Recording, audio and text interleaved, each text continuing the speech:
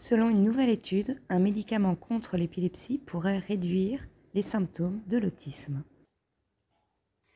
Bonjour à tous et à toutes, je suis ravie de vous retrouver pour parler dans cette vidéo de l'article qui est sorti le 15 février 2023 sur le site Pourquoi Docteur.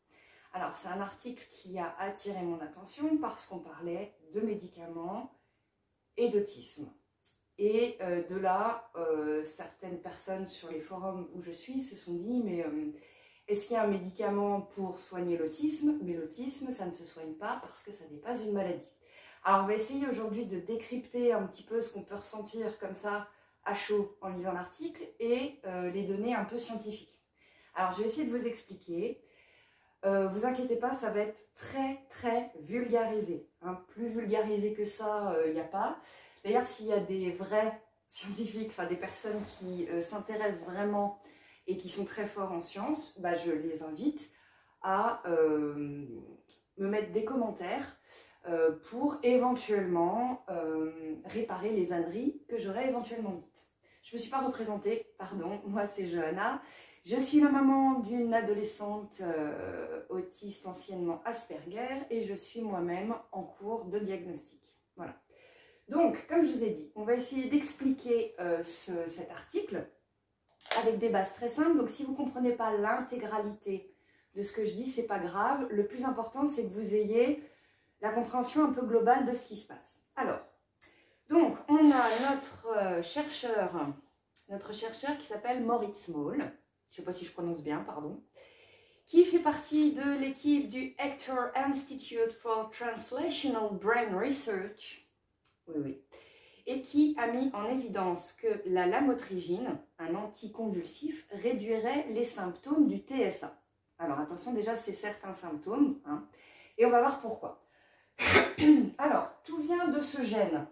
Je ne sais pas comment on le prononce non plus ce gène, hein, parce qu'il s'écrit donc MYT1L. Est-ce qu'on le prononce mityl, bon. Pour la vidéo, on va l'appeler mityl. C'est pas très joli, hein, mais c'est ce qu'on va faire. Donc, ce scientifique, il a enlevé le gène mityl chez des souris. Je sais pas comment on fait, mais en tout cas, il l'a fait.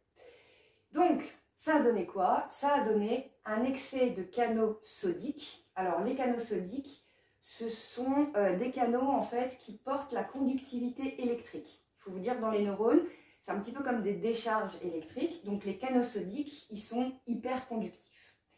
Et donc, ils se sont rendus compte que quand on enlevait le gène mityl chez les souris, il y avait plus de canaux sodiques, ça donnait une hyperactivation électrophysiologique, c'est-à-dire qu'il y avait beaucoup de courant, en gros, et ils se sont rendus compte que ces souris, eh bien, elles avaient deux symptômes quand on enlevait ce gène mityl. Elles étaient hyperactives, ça on voit ce que c'est, ou elles avaient ce qu'on appelle des retraits sociaux. Alors je ne sais pas ce qu'on appelle des retraits sociaux chez les souris, peut-être qu'elles ne voulaient plus aller à l'afterwork, je ne sais pas, mais en tout cas, on a vu que chez ces souris, il y avait moins d'interaction sociale. Donc, qu'est-ce qu'on a fait? Eh bien, le chercheur a trouvé que ces canaux sodiques, si on les bloquait, et bien du coup, on avait une fin de l'hyperactivation électrophysiologique. C'est-à-dire que ce gène qui leur manquait, et bien si on bloquait les canaux sodiques qui se mettaient en route à cause de ce qui leur manquait, et bien ces comportements chez les souris, elles s'atténuaient. Il y avait moins d'hyperactivité et plus de comportements sociaux. Et donc, c'est pour ça qu'on a parlé de médicaments, donc la lamotrigine, qui serait un anticonvulsif, qui permettrait en fait de réduire ces canaux sodiques et de mettre fin à l'hyperactivation électrophysiologique. Alors, tout ça, ça m'a fait réfléchir en fait à un parallèle qu'on peut faire avec une théorie qui est déjà en cours dans le milieu de l'autisme, qui est celui de l'élagage synaptique. Alors, je vais vous mettre en fait en bas l'article dont je vous parle. Donc c'est un article, où est-ce que je me le suis mis? Un article voilà, qui s'appelle « Élagage synaptique, la force de la décroissance » qui est paru le 29 août 2022 dans la revue Cerveau et Psycho. Et donc en fait ce qu'ils expliquent c'est que au tout début de la vie de l'être humain, il y a énormément de connexions neurologiques, de connexions neuronales. Et après quand l'être humain grandit, et bien parmi toutes ces connexions, il y en a qui disparaissent au profit d'autres connexions.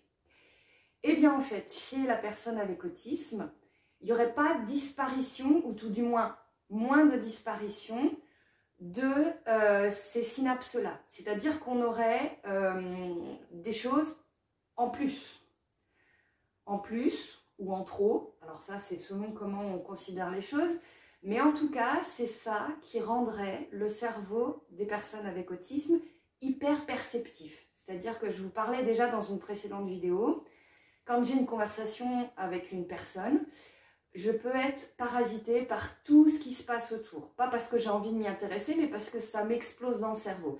S'il y a quelqu'un qui passe, s'il y a une autre conversation, s'il y a une voiture qui s'arrête au loin, ben en fait le cerveau avec autisme, il est hyper perceptif parce que tous ces neurones qu'on a en plus nous amènent l'information comme si cette information elle était aussi importante que la personne qui nous parlait en face.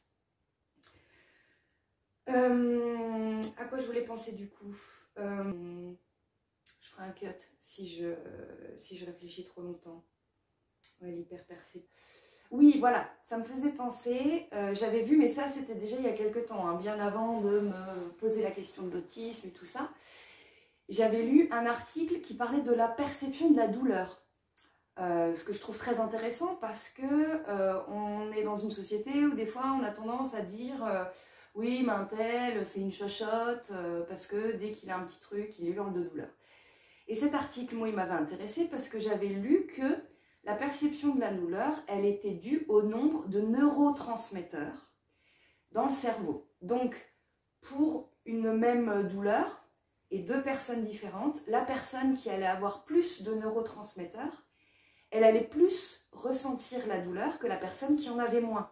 Et c'est tout à fait logique. Si là-haut, dans votre cerveau, il y a une cellule qui crie « Mayday, Mayday, Mayday », et ben vous avez plus mal que dans le cerveau, là où ça dit « c'est un petit bobo ».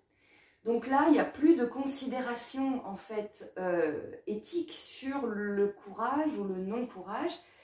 Et du coup, voilà, tout ça, ça me permet de réfléchir à l'autisme d'un point de vue vraiment neurologique. Parce qu'on sait aujourd'hui que l'autisme n'est pas une maladie, que c'est un trouble neurologique. Et encore, la question de trouble, certaines personnes veulent que le mot trouble disparaisse. Mais ça, j'y reviendrai. Donc, pour résumer, dans les deux cas, on a un élagage synaptique qui n'est pas fait correctement, qui fait qu'on a plus d'infos à traiter pour le cerveau. Et d'un autre côté, on a cette découverte donc, sur le gène MITIN qui fait que quand il y a cette déficience en protéines, on a un excès de cadeau sodique, une hyperactivité électrophysiologique. En tout cas, dans les deux cas, il y a un trop. Il y a un trop de quelque chose et du coup, le cerveau n'arrive pas à tout traiter en même temps. Donc vous voyez, tout ça pour vous dire, même si vous n'êtes pas hyper fort en bio, en physiologie et que vous ne comprenez pas tout ça, si vous êtes une personne avec autisme, peut-être que ça vous parle, ce trop-plein du cerveau qui n'arrive plus à tout gérer. Un petit peu comme un ordinateur où on aura ouvert plusieurs fenêtres et qui ramerait. En tout cas, moi, des fois, c'est ce que je ressens. C'est-à-dire que quand je suis en train de m'organiser pour quelque chose, s'il y a une autre info qui arrive d'un coup, j'ai l'impression que mon cerveau, il bug. Je me dis, bon alors, le plus important, c'est quoi? On reprend depuis le début. Voilà. Donc, voilà pour ces deux recherches. J'espère que vous m'avez suivi. Aujourd'hui, ces choses-là sont beaucoup discutées dans le domaine de l'autisme, justement parce qu'il commence à y avoir, alors ça fait plusieurs années, hein, mais des communautés autistes qui sont pour, justement, qu'on parle de l'autisme d'une autre façon. Donc ça, ce sera l'objet de notre vidéo de la semaine prochaine. Donc, la communauté autistique est-elle une communauté comme les autres? D'ici là, eh ben, je vous souhaite d'aller bien, de vous laisser estimer. Et surtout, je vous demanderai, s'il vous plaît, un petit commentaire, un petit like, un abonnement. Ça me permet de monter dans les algorithmes et de permettre de parler à un plus grand nombre de personnes. Il y a les chats qui se disputent. Merci, à bientôt, au revoir.